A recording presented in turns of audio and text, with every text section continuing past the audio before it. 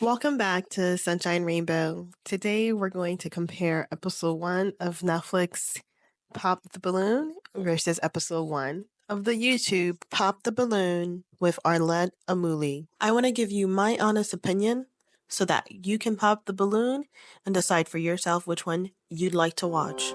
So let's get into it. I've seen some shorts online on Instagram and TikTok, but before this, I did not realize that it was a full YouTube show over an hour and a half for some of the episodes. Episode 1, Pop the Balloon on YouTube. We got to see 2 matches in episode 1, and it was really cute. It's nice to see matches being made, and they cheer. It's a match. It's really cute. We didn't really get to see a match made on the Netflix one because it was just so chaotic. The main difference that I saw between Pop the Balloon Netflix versus Pop the Balloon YouTube is the clarity in which I got to experience it. I felt very calm vibes from the YouTube one. It's very clear what the contestants are saying. It's very contestant focused. One contestant gets to speak, then the other contestant gets to speak. So not everybody is mic'd up. Arlet comes around with the microphone so that everyone could speak. And that really limits the amount of noise in which you get to experience the show.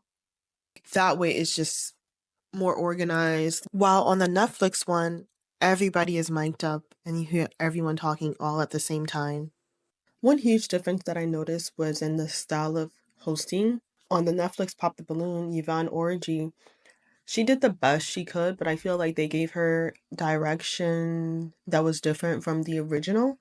And it's very loud. It's a lot going on, and she did her best since it's live. You can see that she tried to keep the flow going, but that was a big difference. Arlette, when she's hosting on the YouTube one, she really highlights the contestants.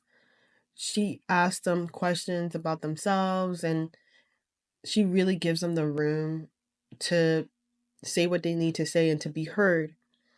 She has great control of the set and the flow in which the show progresses. You don't really see Arlette taking sides. She doesn't make too many comments that kind of prevents the show from flowing or really hindering the couples from connecting. She just really highlights the contestants and lets them shine and lets them express themselves. You really see how Arlette is very sweet and she's respectable. I can see from just one full episode that Netflix took something that was tastefully done and turned it into something that was super chaotic. They could have done better. And you see that in the reception that they're getting online with the release of the first episode. People are not liking it. Either this was what Netflix wanted and they were here for the mess and giving us daytime TV, crazy talk show vibes, or they just were not prepared. The Netflix one was very, very loud. It's a YouTube one. You hear what the contestants are here for. Arlette gives them room to speak. She'd be like, okay, move on. Let's move back here. Next contestant. It's like a pageant competition. She's like a pageant show host. Yeah, it's a little black. Yeah, it's a little hood. Yeah, some of the things that these people say is out of pocket, but the production value, the delivery is very, very tasteful. That's what the vibes of Pop the Balloon YouTube with Arlette is giving. And then you have this Netflix version. It was so distasteful. It was really weird and very cringy to watch. I know sometimes the YouTube Pop the Balloon can be pretty dramatic with some of the statements that the contestants make. For example, one girl had popped the balloon just because she thought that the guy's head was small like a baby's head. It was just funny. The show is naturally dramatic itself. The Netflix one didn't need to be live to make it even more dramatic. It just came off cringy and a little uncomfortable to watch because you're just like on edge about what other weird thing is going to come out of their mouths. I could tell Netflix was with the BS because why is this live? Every time they try to do this live business, they have really weird results. I don't feel like this show is a show that should have been live just based off of what I saw in the original and how they originally produced it versus what Netflix produced. It's like, why is there so much noise? The host is rattling off as everybody is laughing and talking all at the same time. And you see the cleanup crew just coming in and out of the scene, sweeping up the balloons.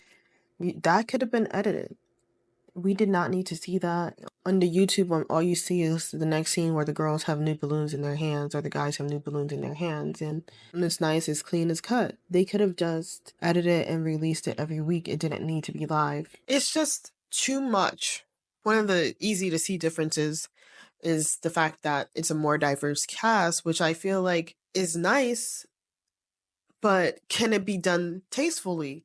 Can it be done without people throwing weird racial judgments onto each other and onto the show? I wonder if we're at a place in society where we're all conscious enough, and you see that it does not get delivered tastefully. You see the fetishizing of Black men from the white woman saying Black men's her preference and then denying all the Black guys. And then you have the white guy fetishizing Black men, making statements about being a Black man from the waist up. They can't do this live. They were so nervous. Weird shit was coming out of his mouth. He didn't even say the joke correctly because this is live and he's nervous. You can see, even on Pop the Balloon YouTube, that's something that's very similar on both. The contestants are nervous. The cameraman on the YouTube would like close in on the man rubbing his hands consistently, making nervous movements. Even when they clip the show, people are nervous. And weird things come out of people's mouths when they're nervous. So it needs to be edited. And that's why this occurred. Either this is what they wanted and they were here for the mess, or they just were not prepared and had no forethought. Like, people need to be trained for live TV. Live TV is not easy because the Netflix one is live. There was a whole controversy over Johnny Bananas, some guy from the Challenge reality show, referencing a girl hanging from a tree, like comparing a girl to an animal. Everyone online, and including Netflix themselves, made it very racially based because when he was talking about the toes, the camera literally went up and down the Black girl, but Johnny Bananas had to come out and state that he was not speaking to the Black girl. He was actually referring to the white girl in the tree looking outfit. It was just so chaotic. I got to go back and see the scene that Johnny Bananas is talking about. And it's really weird because he points far past the girl and goes, "You have really pretty feet." Then he points closer to him, to the girl and the pink, "You have really pretty feet." And then he points towards the middle and the camera pans up and down her, but you clearly can tell that he referred to the girls furthest away and the girl closest to him, and then back again to the middle. So I'm not sure I believe him when he says that he was speaking about the girl in the tree outfit. It's giving gaslighting the public, and I don't like it. I think he reveled in his joke afterwards. He was just grunting. He was so happy with himself, so I don't even believe him. You just felt that this is what they were going for when they went for the live. You don't do live TV thinking that it's going to be smooth. They wanted people to talk out of pocket. One of the very memorable moments for me from the Netflix episode was when one of the girls, the white girl, starts to rap. It was like, no, girl, no. No, girl, no. Don't do that. But it was really funny. It was live and she was put on the spot, probably nervous, and what came out was no. It was, "Girl, don't tell anyone you rap ever again" kind of vibe. But that's what live TV gives you. It gives you moments like that. So that was really funny. Another funny moment that went viral from the first episode was one of the girls, she just popped her balloon in the air, and that was really funny. How quick and how dramatic she was with it. The Netflix one was just, it was really like, icky and cringy. It wasn't a good drama ick. It was more like, oh my god, this is so cringe. Why did they say that? Why did it come out like this? So it's making you feel nervous because of how cringy it is. I just think that the way the Pop the Balloon is set up, it's already a nerve-wracking situation with the girls standing in a line, popping balloons, guys popping balloons. Just the fact that balloons are being popped, that's nerve-wracking enough. And I think it's already good drama. Like, the show could produce good drama on its own. If Netflix would use more real people who are actually looking to date, like if you get people who sign up for Love is Blind, kind of those kind of people who are actually looking to date and looking for relationships, that would have been better done than using Too Hot to Handle stars. These people are not here to date. We all know this. Like, why am I seeing somebody from Too Hot to Handle on here? I immediately know this is for entertainment purposes only, and these people are here for the plug. When you see Too Hot to Handle stars, like, come on. What is going on? Less reality stars, please. And more real people. There was one guy on there. He was like, oh, I'm not here to act. I'm not a reality star. I'm looking for love for real. Find me online. Yeah, we need more people like that. Put on more people who are just trying to find love and a hopeless place, because that's what the YouTube one gives us. One of the things that I think I really appreciated from the original YouTube Pop the Balloon was that the contestants were all people I could relate to seeing in my everyday life by the way they look and the way they act and their mannerisms. So it's really nice to see like the uncurated version of people. It's just really refreshing to see normal looking people on the YouTube one. I definitely feel like I will be watching more of the YouTube ones because they're so entertaining.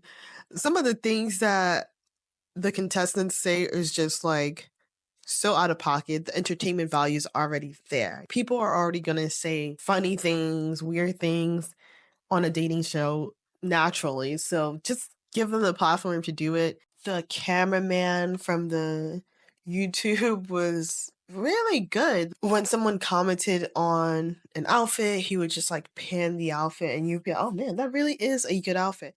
Haven't seen an episode of Pop the Balloon fully. I can see why everyone is super upset about how Netflix delivered on this. They did not do it justice. The original is so well done. You do have to change it up a little bit just for the entertainment value. I think if they give the host better direction next time, you could borrow some stuff from the original while still bringing the entertainment value.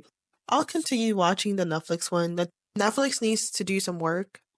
Definitely, I'm hoping for better things for episode 2, but we'll have to see. The YouTube one is worth watching if you really do want to enjoy a dating show and you're looking for something to watch. The YouTube one, they're over an hour and a half long.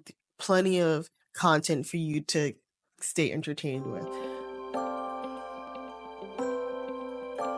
Remember to support this young YouTube channel by hitting that like button, subscribing, and joining the discussion in the comment section below. And if you've ever watched the YouTube one, are you a past fan? Like, what are your thoughts on Pop the Balloon? And share with your friends who like reality dating content. Check out another one of my videos. If there are any other small YouTubers supporting me here, please leave a comment with your channel, what your channel is about, and everyone else, please go visit their channel. Be supportive of the small creators. YouTube is nothing without its creators, and we're all just trying to do our best. So thank you for joining me again. Until next time.